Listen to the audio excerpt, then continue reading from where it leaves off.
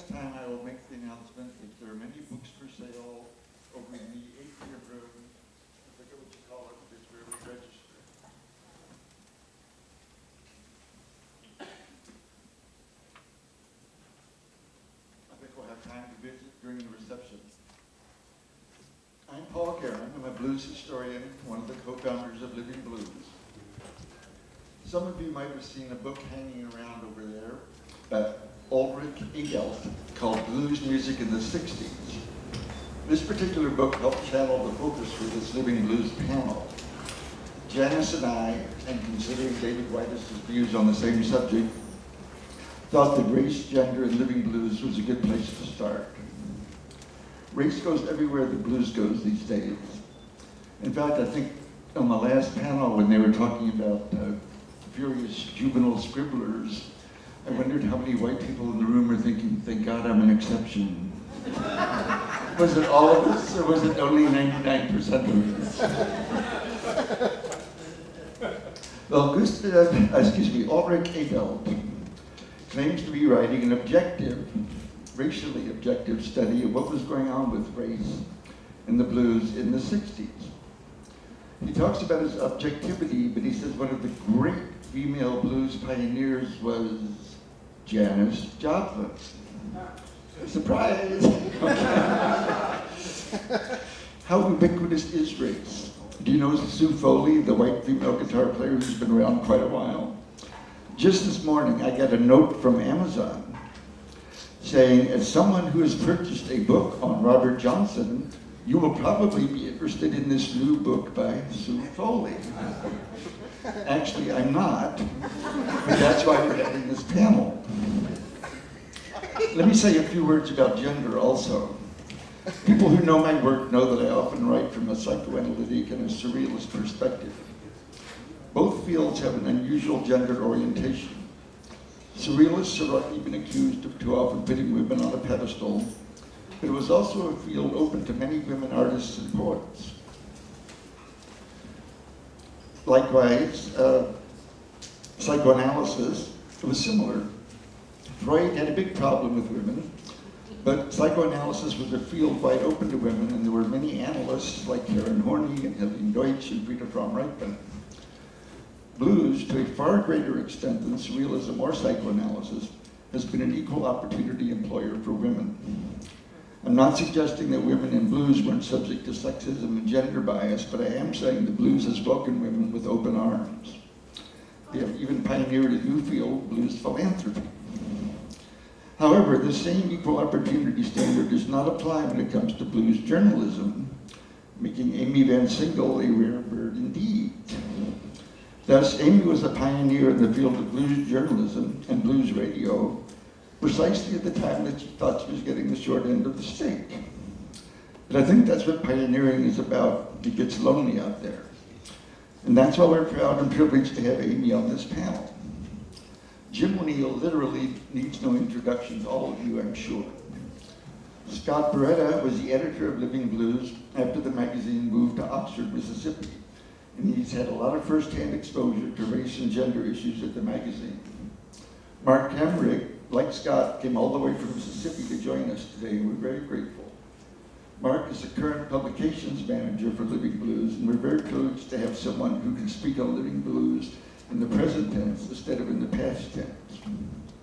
We may or we may not have time for questions at the end. We're going to wind up at 5:05, but let's get started now with Amy. Hello, is this on? Yeah. Okay, I'm Amy, aka Atomic Mama, and I do feel I was and I perhaps still am in a peculiar place.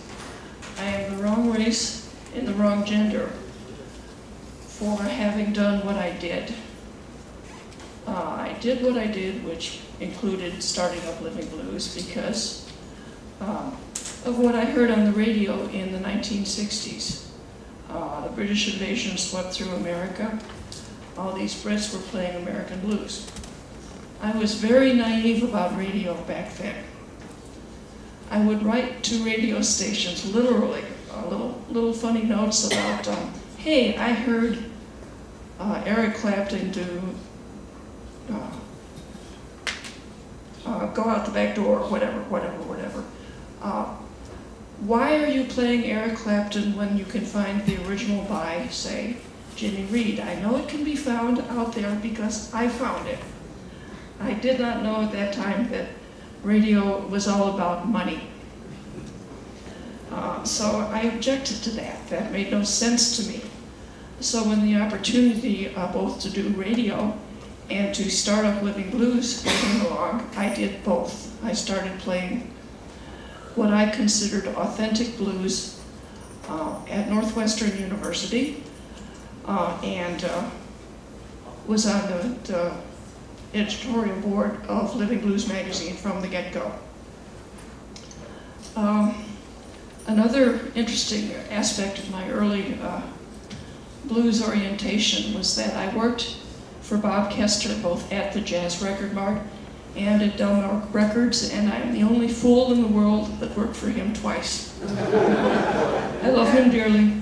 Paul also worked for Bob Kester, and we could go on about that for a while, but I learned about the blues through these other people, in addition to what I heard in my head. It was very, very strongly imprinted on me, I think, because I was in adolescence. It was the middle of the civil rights movement, and I have a very strong sense of justice. And I'm a kind of personality that wants to step up for the deserving poor, or the underdog.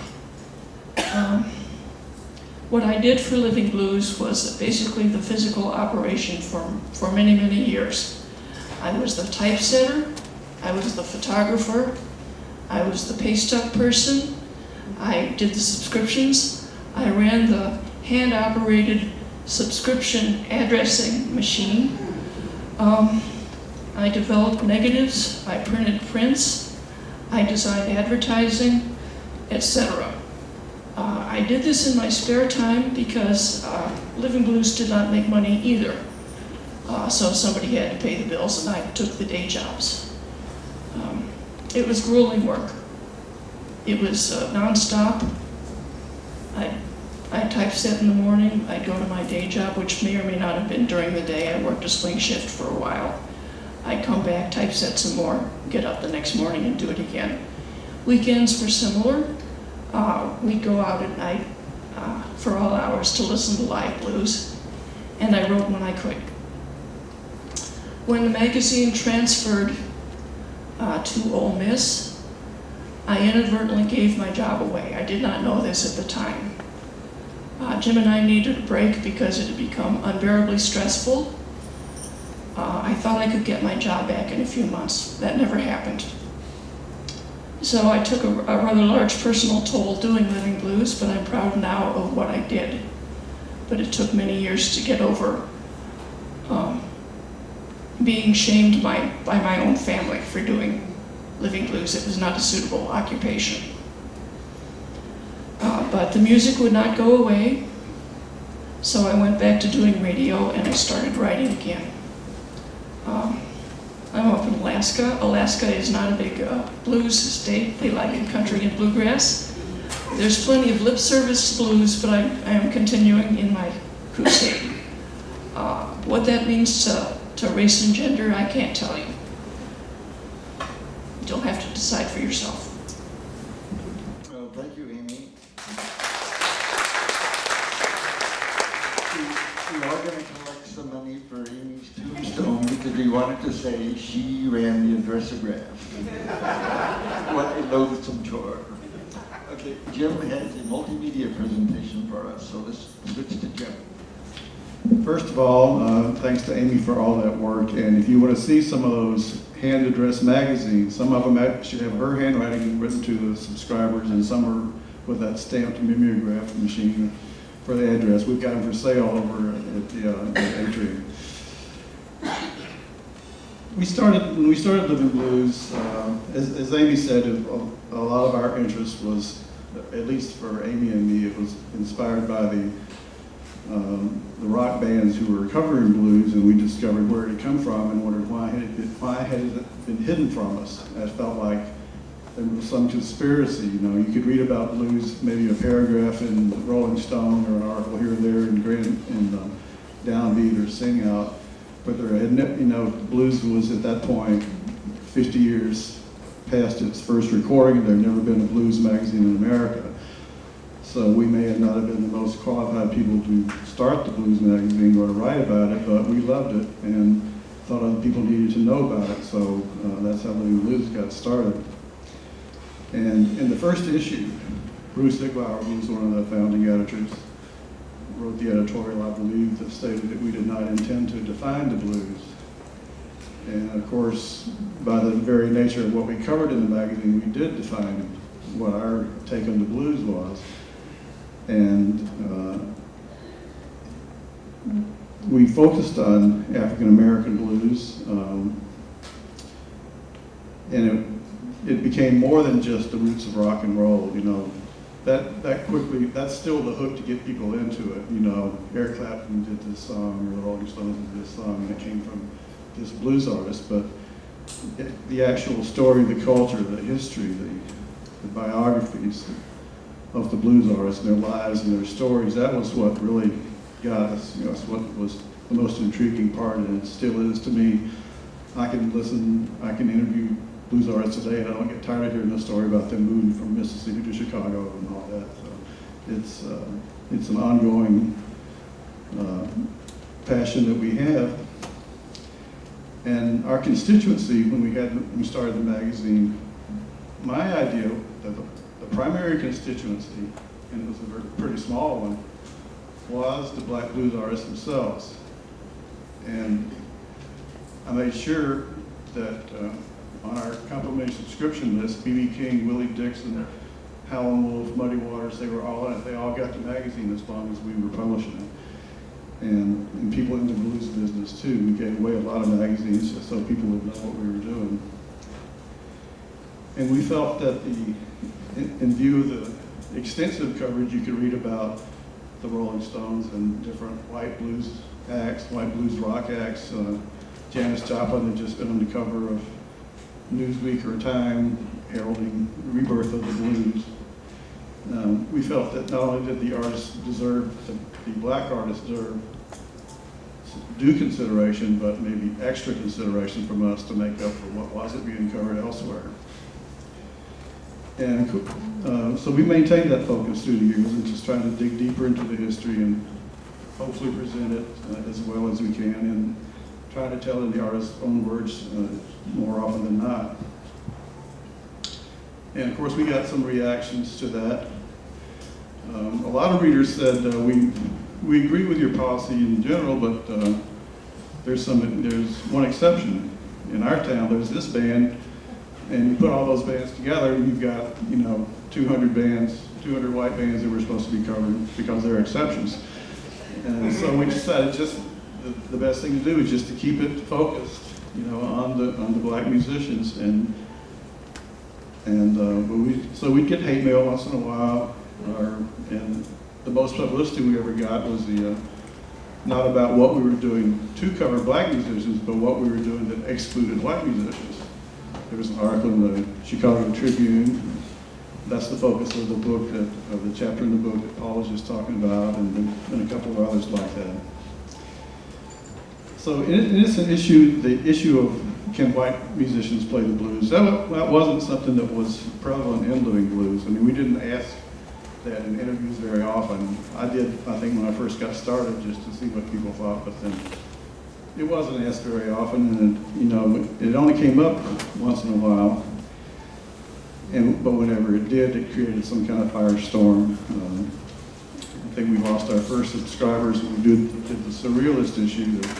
Paul was a member of the Surrealist group, and they had an attack on white musicians that lost a few subscribers.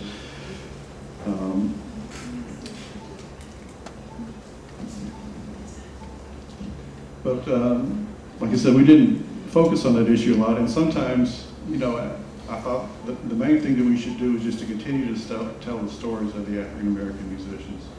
let them tell their stories. And sometimes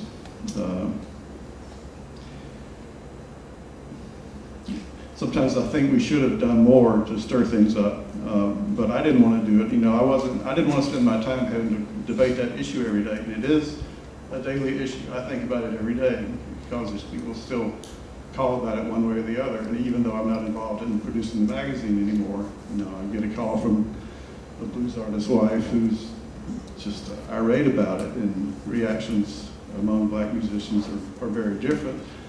You know, some are very happy to share the stage with white musicians who, you know, that say anybody can play the music. And others, you know, I've seen others be enraged, in tears about it. But we didn't bring the issue up very often, and I think maybe it needs to be brought up more often. And because I think generations have gone by when the issue is not even brought up, I don't think there are a lot of people who are aware that it even is an issue. When I was living in Mississippi, I met a white guitar player from New York who had come down, and he was just stunned because he'd been playing the blues, he thought, for years, and a black school teacher had asked him, well, don't you know that's our music? And he just said he'd never heard anything like that. You know, it's like it's everybody's music, you know. So, yeah. It's worth mentioning because one of my articles on white blues is posted on the web on the bluesworld.com site. I do get about 2 hate letters a year, pretty regularly, calling me a racist pig. You know, but because I had been brought up as a surrealist, I've learned to love the hate. But still, it can be disconcerting. And though a lot of African American artists feel that something needs to be said, it's a politically and economically dangerous issue to bring up. So I've talked to a number of musicians who say, you know, if we say anything about it, we'll get blackballed. Blackballed in more than one way, I guess. Right. And I know one of our contributors tried to put together a Blues is Black Music CD several years ago, and he approached several artists, and that was the response he got. Even the ones he knew believed that blues was black music, but the response was that it's too dangerous. You know, we'll lose jobs if we do that. Now I'd like to play a little videotape. It's a complex issue because, in one sense, African American musicians want to bring in white participation to encourage it to be inclusive, you know, for white people to appreciate it and to feel it. And on the other hand, there is this sense of cultural property. So this is a clip from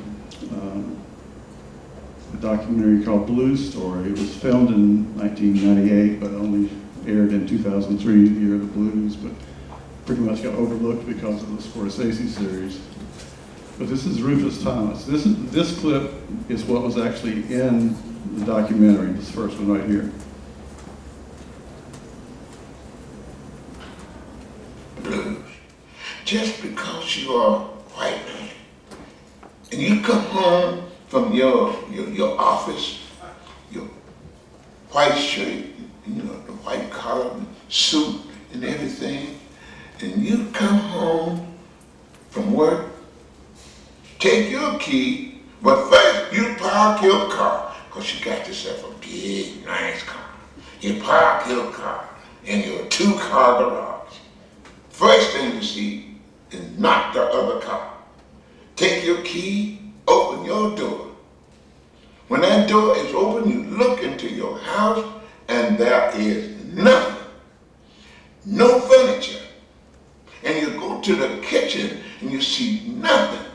Your woman is gone, and the children are gone. She's even taken the linoleum up off the floor. She's even taken the salt out of the shaker. Just because you white, you think you ain't got the blues? Well, you got it, and you got them bad. So that's why I say today, to the world. I said the world to the universe, because... Okay, that's what was actually in the documentary. Now, like I said, I didn't usually bring this issue up with artists, but I had the sense as Rufus had some other feelings about the issue. So a little bit later, I asked him, what did the blues have to do with being black? So we'll get to that in just a minute here. And I'll say this part the producers chose not to put in the documentary.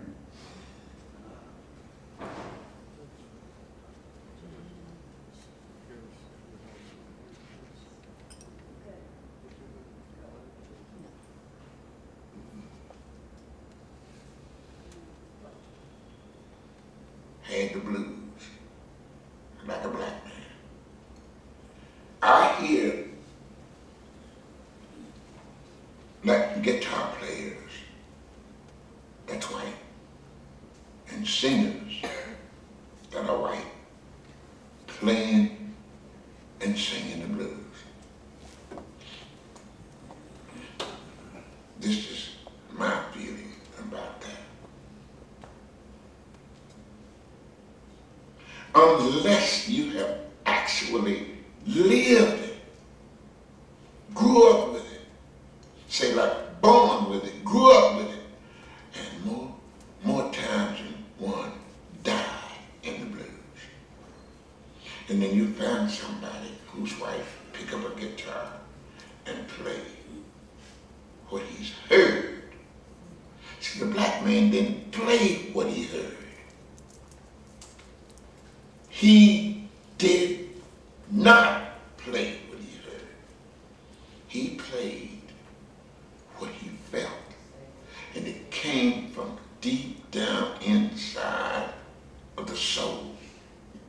But when the white boy picks up that guitar, you may say, you know, that white boy's good.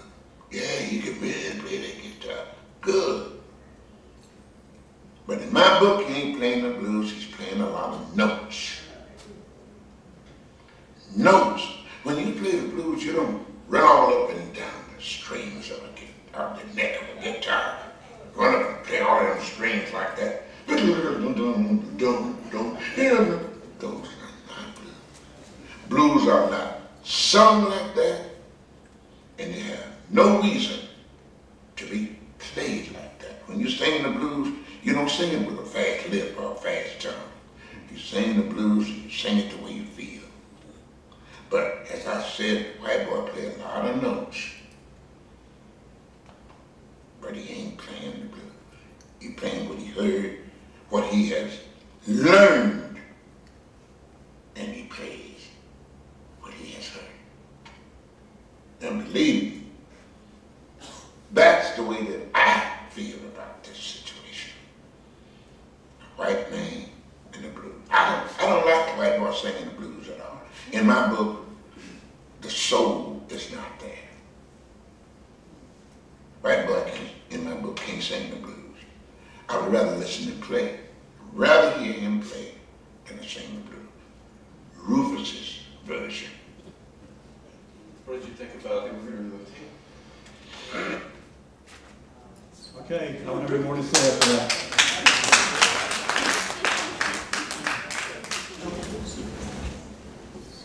Okay, we're going to hear from Scott Beretta now, who became an editor after the magazine moved to Oxford, Mississippi. Scott? Yeah, I was actually the editor. There was a couple of people that preceded me, Peter Lee and David Nelson, who recruited me to the magazine.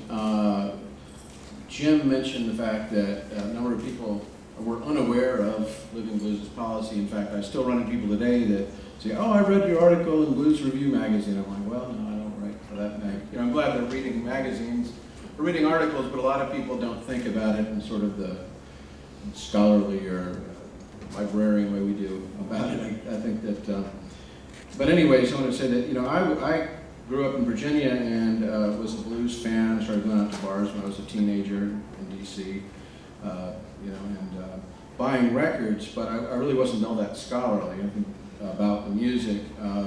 But then and it wasn't really a big reader of Living Blues. I encountered it, I probably didn't really notice. Well, there weren't too many other magazines you were going to run into, as there are now. There's several other American blues magazines. But I ended up going over to, moving to Sweden in the early 90s, and started working in graduate school in sociology, and my topic was blues. I entered journalism by virtue of wanting to publish some of the research I did. I think my first article was on Bob Kester of Delmark Records and Jazz Record Mart here. And this was for Jefferson magazine, named after Blind Lemon Jefferson. It was, I think, the oldest running blues magazine, several years older than Living Blues, formed in Stockholm in 1968. I was asked to start reviewing records and writing other things, and then they had an emergency meeting for the magazine, and I suddenly ended up the editor of this Scandinavian language magazine. I'm fluent in Swedish, but I'm not a great writer in Swedish. But anyways, I sort of accidentally happened into this strange position of being the editor of a Swedish blues magazine. And in doing that, I think, my job was really like sort of assembling it. They just gave me a computer. I'd never done layout, and they said, here's the files, here's all these programs, and do it. So when I came into it, there weren't really a lot of ideological issues to deal with. It was like, oh my God, how do you put a picture caption next to a photograph? And it was really an issue of really assembling the magazine, and so I wasn't aware of a lot of these racial representation issues, and also being in Sweden, it's not the most African-American place. I guess you can say. We did have some African-American musicians, but it wasn't it was a very white country, I guess. But one of the interesting things about Sweden, when running into the Swedes, was finding all these Swedes who had gone on multi-month trips to the United States. I'd never really encountered people like that in the United States. Some of our Living Blues researchers will go on trips out to Oakland or down to Mississippi, but I'm sure some of the Swedes might have visited your all's house, or a lot of Europeans would come, and some are probably here today, travel around the States for several months, staying in the South Side and the West Side, and in Oakland and in Jackson, Mississippi, and so that helped introduce me towards some of the broader contacts, as someone who'd come from listening to records or going out to clubs in Washington, D.C. Eventually I came to, I moved back to the United States in '99 to become the editor of Living Blues. And I was aware of Living Blues having done all these incredible long articles on artists that addressed a lot of sort of the sociological issues. One of the interesting things about Living Blues versus the British or European magazines, Living Blues tends to be a lot less discographical. The Europeans tend to write about records a lot more, and I think at Living Blues, at least the emergent form was that of asking artists really detailed questions about their life, about their views on their art, not aggressively pursuing these issues that we just took up with Rufus Thomas, but certainly not censoring them. If running articles that run at 15,000, 20,000 words, which no magazines do that anymore, I don't think. So we certainly provided a lot of room for people to express these things. Of course, some artists probably didn't want to talk to some, white person asking them about it. Others certainly did. Robert Lockwood. I just did a cover story on Corey Harris, who addressed these issues very directly. But in any case, I came to the magazine with knowledge of how good the articles were in terms of historical research, but was unaware of all these issues. And when I came to take over the mantle at Living Blues, I said, well, what are you going to do? Are you going to put these white guys on the cover? And I was like, I don't know. I've got to do this first issue. So I guess basically it kind of came to me as kind of a surprise. As a sociologist, I was very aware of issues of representation, of race and gender and all these things, but it was a hot seat I really wasn't quite prepared for.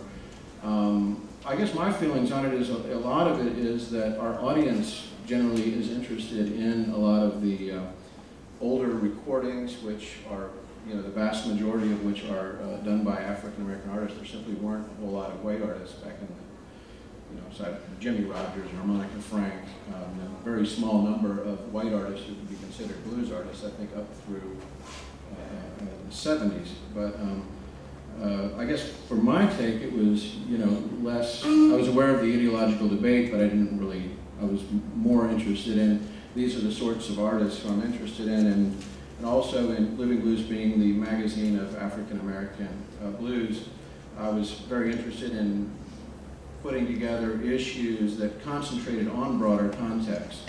My first issue was about Kansas City. I inherited this issue that had been bouncing around for a couple of years, and which talked about sort of the historical development of Kansas City blues. I've been able to work on issues on the North Mississippi scene, the Chicago scene a couple of years ago, a big issue down in Mississippi, an upcoming one in Natchez. By virtue of focusing on a region or on a scene, that brings up a lot of, what were the social conditions like, what were the shared experiences. So, that's been my interest, I guess, as a sociologist. That's why I like the approach of Living Blues and focusing on social context instead of just like with another magazine that's out now on, this guy has got a new record out and it's really great, which is not something we do and pisses off the artist. Okay, Mark is going to speak now, and Mark at least will be speaking from the present tense, something that doesn't always happen with Living Blues retrospectives. Mark? Excuse me. I came to Living Blues as a PhD student at the University of Mississippi, and I've been working there now for over 6 years. First off, one of the things I'd like to acknowledge is that with the magazine, I joined, I was, I guess, 35 years old when I joined, but along with that came a lot of goodwill that I inherited, and people refer to me, my first name is Living, my last name is Blues. When I call them, hey, it's Living Blues on the phone. And Jim and Amy is such a constant reference, so I'm very fortunate to have inherited that. But as far as with respect to the editorial policy and the black-white issue that I think we see with putting out today's magazine, maybe when I first joined, we'd get a few nasty emails, hey, you guys are racist, that kind of thing. I really haven't seen that very much at all. And if anything, I think that what brings that issue to light is the difference between the blues audiences. The black blues audience, which, and I'm generalizing of course, but in general, the black blues audience is more attuned to, say, a soul blues artist, and the white listeners are really not interested in that. And that's just my feedback from being at the magazine and the response we'll get to articles if we cover a Marvin Cease versus covering a Robert Cray or somebody who's more attuned to, say, a white audience. And in fact, it really came to light about a year ago. We have the Living Blues Awards, which is right now, I think we're in our 16th year with those. And I approached a promoter over in the Delta, and I said, hey, we'd really like to put together an award show. Maybe just one evening. We give out a couple of awards, and we'll have a couple of guys play. And he told me very pointedly that, that'd be great, but we can only have down-home artists. And he said, I don't want any of that soul stuff. And I said, well, we've got a nice balance. We're going to have guys that are going to win that are down home, and we're going to have guys that play soul blues that are definitely going to win.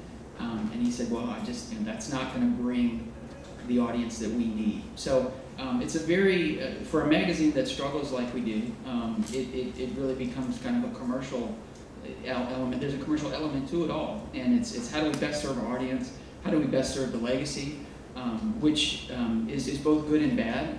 There's a tremendous legacy, like I spoke, of all this goodwill that's been engendered, and musicians respond to they return my phone calls, and they want to speak, and they'll very often speak very freely and through no doing of my own. But it's also there's that specter of covering only black artists, and I've come to realize that it's really not that much of a challenge in terms of, are there enough black blues artists out there to continue to cover? I mean, obviously we've lost all the greats, the Little Miltons, and R.L. Burnside and a few others. And we will continue to do that, obviously, as that generation, over the next decade continues to pass. But I think the challenge then becomes I have yet to speak to a black musician who can in some way inform me about blues and their influence, its influence on their music. Vernon Reid, a guitar player for Living Colour, I spoke to him. He produced the recent James Blood Ulmer albums. James Blood Ulmer himself, I spent a day with him. A lot of people would have considered him a jazz artist.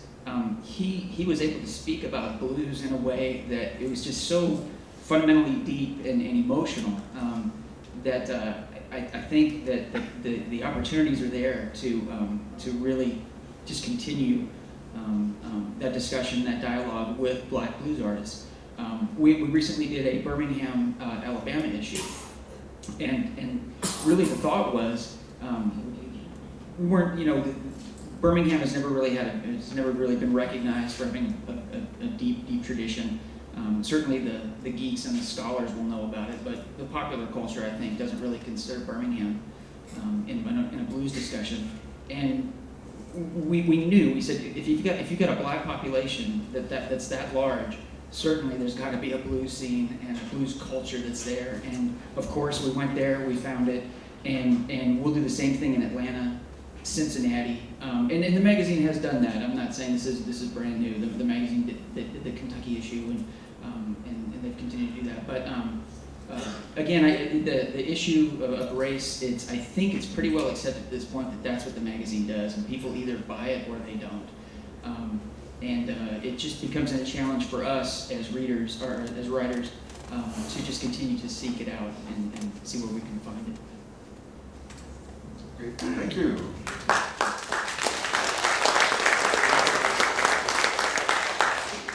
For once, we're actually running ahead of schedule, and maybe we can use some of this time to catch up, but quickly, if there are any questions. Excuse me, Jim. Yeah, we haven't addressed the gender issue very much, and even though we had a female editor for a long time, we didn't have a lot of female coverage in the magazine. But I think, in one sense, that was a reflection of the performances, the recordings, and the performance that we saw out there. There's a kind of a resurgence of female performance in the 80s, but I think during the 70s there weren't a whole lot on the scene that I remember. When we go out to the blues clubs in Chicago, there might be a female guest vocalist once in a while, and other than Coco Taylor, Bonnie Lee, and a few artists like that, there weren't many artists. I think one of the things that, if you look historically at who was recording, we've had a number of periods when you've had a lot more, higher percentage of females. That'd be like 1920 to 1925, 26, and then I think in the late 40s and early 50s with the jump blues bands, a lot of the big R&B bands with the female vocalists in front of them.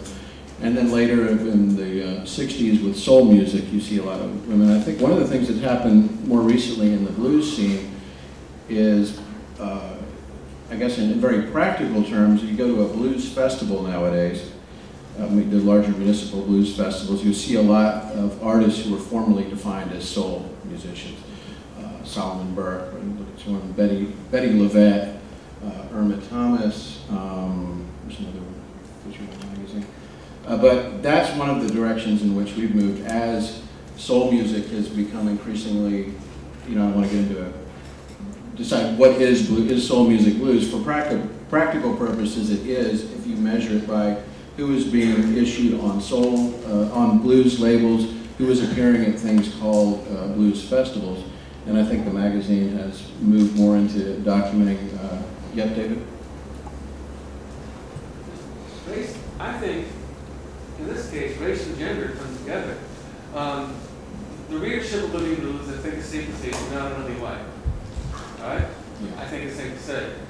And if someone's going to say, hey, I want to write for your magazine, it's probably someone who's read your magazine, so 80% of the time, it's probably going to be someone white. On the African American blues circuit, and this has been true for many, many years, the blues audience is a strongly female audience. Go to a soul blues show right now. I don't care if it's a male like Bobby Rush or a female like Lisa Sal. It's girls night out. And it's been that way I wasn't around in the 50s, but people like Leonard Chester and Martin Reid in the 50s say blues has always been a women's audience, or largely women's audience in the African American community, at least for a long time. If you weren't getting a lot of women writers, perhaps it was because, through no fault of your own, I guess, you were appealing to more of a white readership. Because many of the women blues fans are African American, historically and currently, at least in the soul blues scene. Does that make sense to you? And this is what I've seen. Does it make sense to you or anyone else here? I'd like to make another comment on gender. Here is another room. It may be a stereotype, but I don't think so. I think black women in the 20s, 30s, 40s, 50s, 60s, 70s, I don't know how long, were of course preoccupied with their families and raising children. If they did go out to work, it would often be as a domestic. They were not overtly respected or equal with males. Women blues singers who proceeded in those careers, like Memphis Minnie, must have been incredibly strong personalities to endure the hardships they must have felt. As a female blues observer, I was stereotyped as people would assume that I loved all female blues singers. This was not the case. There weren't that many of them. And frankly, my ears are not tuned to the female vocal range very well. Again, for what that's worth. Anyone else? Yep. I just wanted to get back to, Mark is the only one who's even mentioned the word commercial in here, because Living Blues wasn't set up to be a commercial enterprise, and it's become more commercial because now it has to pay some salaries, and to do that they have to sell ads. And if you look in the magazine now, a lot of the ads are for white bands, and the review section, there are a lot of white acts reviewed in the review section as well. But I just wanted to go back. I realized I didn't finish the comment I made about the constituency of the magazine. I always thought the blues singers themselves are the most important people to reach. But the main number of blues fans who read the magazine were white males. At that time they were younger and middle-aged. Now they're still left. They're pretty old. But like Chuck D said, old is good. But there was about a third of the magazine readership was overseas. A quarter to a third was in Europe, Japan, and Australia. And the last constituency we appealed to was advertisers. We didn't really care whether we had ads in the magazine very much, and we certainly weren't going to adjust the editorial content because of it. And I realized, you know, having acquired a degree in journalism, I knew better than that. That wasn't the way you're supposed to run a magazine. But we thought that what we were writing about was more important than selling ads.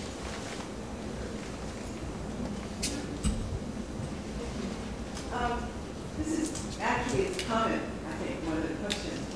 I'm thinking about the women, the classic blues singers of the 20s and 30s, who were servicing the needs of black women and black men and quite poor working class people in the Great Migration and well, the Great Migration that went on from certainly the beginning of the 20th century into the 1940s and 50s.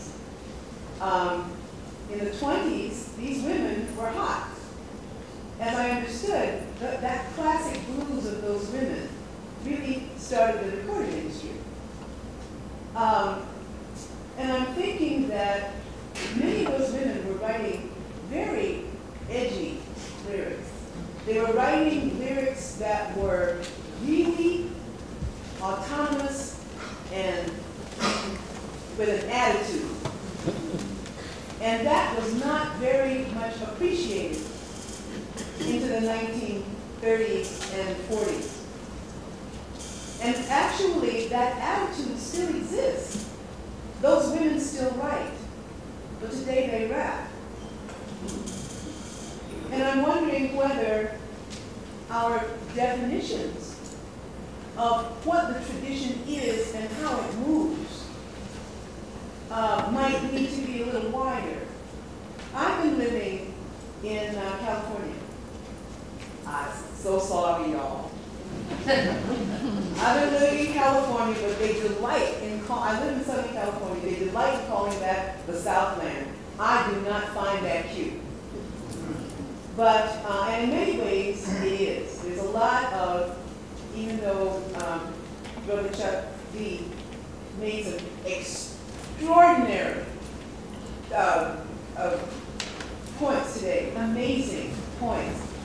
I did want to say that around Southern California, there's a lot of Louisiana, a lot of Texas, black folks from those directions. And so I discovered a lot about the blues in clubs in Riverside, California. And folks up in there, it was like, we could have been in a temple. It was like, oh, it's deep up in here. You know, I learned about that community. And women are doing the do. But the idea of who is who and what's really what, stasis has not served the development of culture. And so it's really, you know, it's interesting to look at what the community is looking at. Who are they going to see? And women are up in there. They are, they're writing, they're performing, they're producing. They are actually active in Southern California and also in Chicago. Thank you. Just on that notion about black females being involved in rap. That's one of the things I know we've been discussing over the past few weeks is there was obviously the advent of rap. If you take it back to say 1979 in New York City or a little later into Los Angeles, none of that got much play in Living Blues. And would a black writer have sensed that? Would a young writer in New York or LA? And that's one of the problems that has plagued the magazine is that we do what we can with what we have, and we don't have writers. We can't send writers here and there. But it's just one of the things that I've always wondered about how that genre, which is so pervasive. Now you're starting to see, the books come out, the theoretical approaches to it all, but it's just a little strange that it just didn't get much play at all in the blues magazine. I think also the issues that you just discussed, which of course Angela Davis and Hazel Carvey have written about, the assertiveness of the early blues women. Right, yeah. The feminism. You do find a lot of that actually in the contemporary soul blues or Chitlin circuit scene. That is, by artists like Miss Jody or older artists like Denise LaSalle, Sheba Potts Wright. So there is a continuation of it, but that scene is very much doesn't really have a national scope, or it's sort of under the radar. But we have sort of moved into that, and I guess just want to say that does exist in the blues world in that area as well as with many of the artists in Chicago or Mississippi. Yeah. I think, as Dave has attested to, black women are more loyal to blues because they are people who are not in total denial. They like for the truth to be told. And strange as it might seem, they enjoy it. Because a lot of female singers and rappers are saying things to men they wish they had the courage to say. And like Denise LaSalle, I'm a promoter, so I know. 90%, and Dave comes to most of our concerts. I got repeats at 85% of my concerts. And I get to know them personally. And they say, well, I don't want nobody talking about her be this or be that. I want Denise to say what I really want to say. But for the sake of my kids, I'm not going to say it. You know, you understand? So that's where the black woman becomes a loyal supporter, because she can identify with the stories that are being told on the stage. I think historically it was African American women who were the biggest buyers of the records too. So there's been, I mean, part of what our magazine is reflecting is when it became more white male guitar oriented. So that's, you know, from a pure marketing perspective, that's what we have to address. You know, whether it be introducing rap music or when we've gone into Zydeco or Southern Soul, we've had some people just, I've certainly run into people who are subscribers to the magazine, oh, that ain't blues. You know, so we have had some marketing issues with it. Well, the definition for blues has changed tremendously. Blues is a matter of perception, or comprehension is a better word. What part of it applies to you? That's what makes it the blues. You know, we can, it's not blue until it makes you sad. You know what I'm saying? So when the truth hits home, then it's the blues. Now, we're not talking about commercial blues. We talking about blues that the general public identifies with. You know, I've had artists like a Bobby Rush that the crowd would not go away because he did so many things that they understood.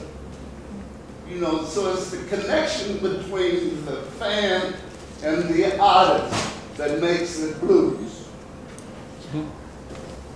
Thank you. One more question. Yeah, I mean, oh, sorry.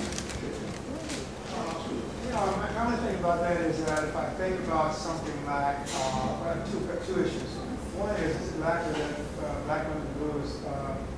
Black women performers might be a little less likely to be associated with an instrument than the male ones. But secondly, it looks to me like if you think about something like blues foundations or listings, you get a very interesting mixture, it seems to me, of women that are involved there that could be considered. So my recommendation is to think a little harder about that, and if necessary, to think a little bit more about reinvestigating a little of the history that's involved, and a little of the way these women have maybe shifted a bit around something called blues as they go on with their careers. I'm not too comfortable with saying they are not there. Okay. I think we're wrapping things up here. Janice, do you have any last announcements you want to make? Well, I actually would love my provost, Dominican University, Cheryl Johnson-Odin, to ask a question. Well, it's half comment and half question. Thank you. This is not my area of expertise, but all the same, I'm thinking back to some of the things that Chuck D was talking about this morning when he was sort of interweaving his discussion of blues and rap.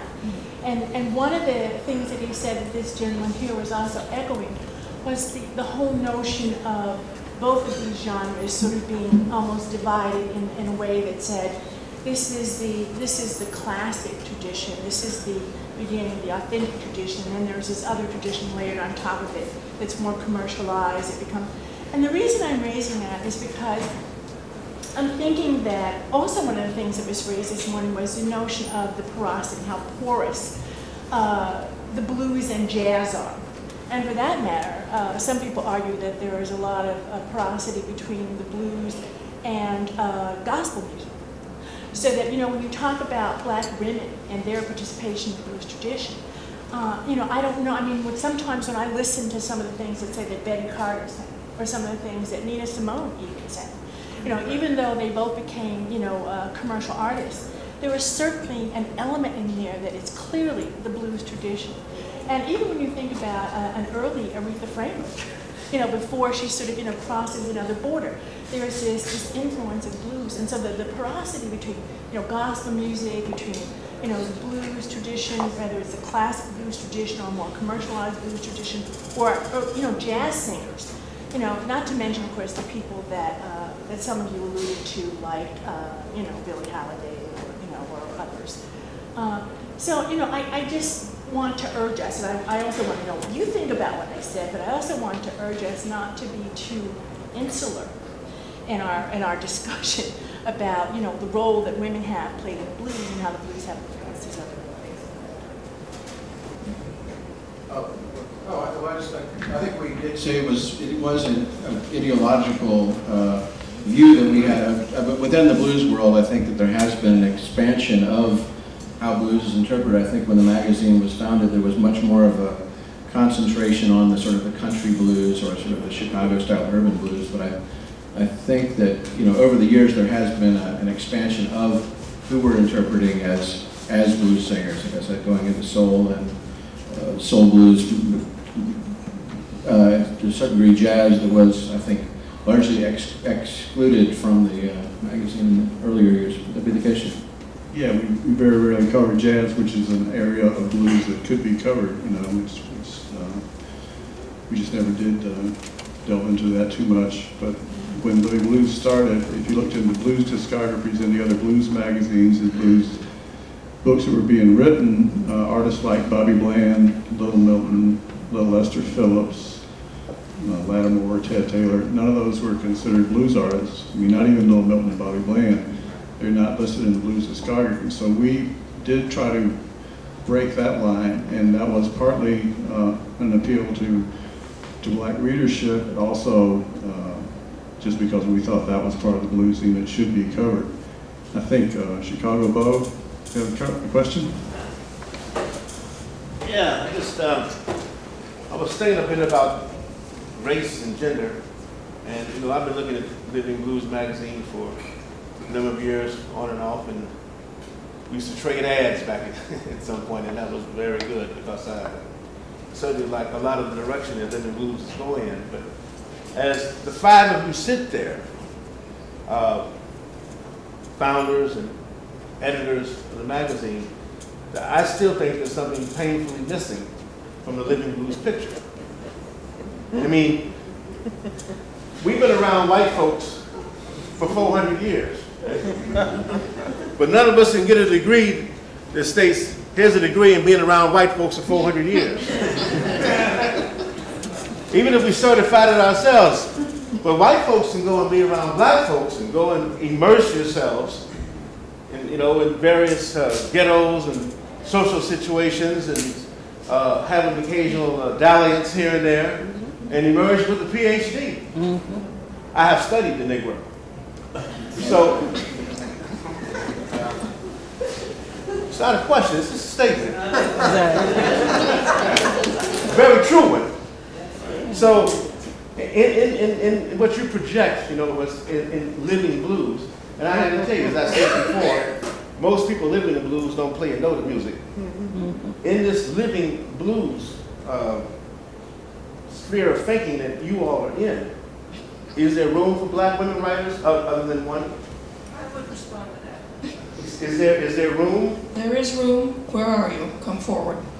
Well, there are 50 million black folks in the United States, you know, pretty much. So that there has to be someone somewhere. What I'm saying is it your intention ever to be inclusive at a more personal level of the people that you have dedicated yourselves to writing about? I appreciate the comments, Ben. We are published by the University of Mississippi and the Center for Southern Culture in particular. And there's not a semester where there isn't some white kid that trucks up those stairs and says, hey, I love the blues, I'd love to write for them. I have not had a black kid come up those stairs in 5 years. But you are an international publication. You know it all over the world. Where are they?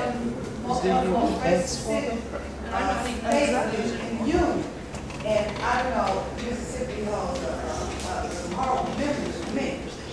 And I don't know, I mean seriously, I don't know how many of those children that go there would think that they would be accepted. And I understand also too, exactly, with the younger generation, they don't really black. They don't really understand the blues or care to understand the blues because there's rap and some other things, and I do understand your dilemma. But with those two things involved, I can see where you could have a horrible situation to try to find somebody who would do that. Is that what I'm saying? Yeah, may I just add something? And that is that, you know, I don't want to be too polemical in, you know, critiquing the fact that you're 5 white people sitting around the blue. And, you know, because I think that's fair. But, you know, white people can write about that. I think, though, that we really have to dig deeply in trying to understand, like your remark. I don't doubt for 1 minute that there's not a single black student that has trooped up those stairs to do that. I think also that, you know, what she said is true, that there are many younger black students who, like immigrants who came over, or, you know, trying to do something different, aren't identifying with, you know, early roots. But I also think that there are some black students who would see the face of Living Blues and feel like, you know, maybe they wouldn't. I mean, is there a black intern there, or is there another black faculty member there? Is there somebody there that they could feel, you know, would be some kind of a welcoming face, somebody that they could talk to, you know, in their own way? You know, I don't know what the answer to that is, but I think that we sometimes fail to understand the necessity for having that representation in order to be an attraction. The last thing I want to say is that when we talk about writing about black music and, you know, and writing about the blues, you know, I think that there are a number of black writers. I mean, you named 2 black women yourself who have, you know, just done 2 wonderful works, you know, Angela Davis and Hazel Harvey. But we can go all the way back to the work of Du Bois if we want to talk about people writing about black music. You know, it isn't always women. We can look at, you know, Baraka, a.k.a. Lloyd George. I mean, we can look at a number of black people, scholars, practitioners, you know, who have written about blues. And we can look at white people who've written about blues. You know, but it's certainly not true that there's not been a black tradition beginning in the turn of the 20th century with Du Bois in writing about black music, including the blues. Just going back to one of the just pragmatic issues about that is that, as mentioned earlier, that I guess a lot of the research, I guess for Living Blues, I see it as part of that sort of mosaic that Steve was talking about before, that we're trying to fill in the gaps. So the issue really has been, how do we find someone who can write about someone we've never written about before and do like 5,000, I'm not saying that African American writers can't do that, but the issue is we're looking for experienced blues writers who are going to write these life histories on someone who we've never covered before. So that's one of the practical considerations, and in general we don't ever hire students for that reason. Even as interns? Living Blues has 2 employees, so that's the, it's not much of an organization, I would say. I'd just like to say you know, we always did want to have more black writers on the staff. Yeah, and you know, and we've had, you know, there have been several dozen articles written by black writers over the years. We had a black contributing editor. One of the co-founders was black, but make no mistake, I'm grateful for the work that you've done. I don't know how anybody else does. I'm grateful for the work that you've done. no, but I agree that, you know, Living Blues needs black writers. Can I just mention that first of all, interns are free. And you know what? And perhaps, if the situation is right, you're talking about universities are free. 1, and 2, if you were to find a craft and intern of colors, then you'd be raising a generation who could do that. You would be training them to take that over. And that would be a really helpful thing. And once that person started writing about blues and about blues universe, then it's likely, it's not impossible, that writing, if you would allow it to, could end up in some other channels and some other places and attract other people to your magazine. You might find your readership extended because you had a different voice going in different channels.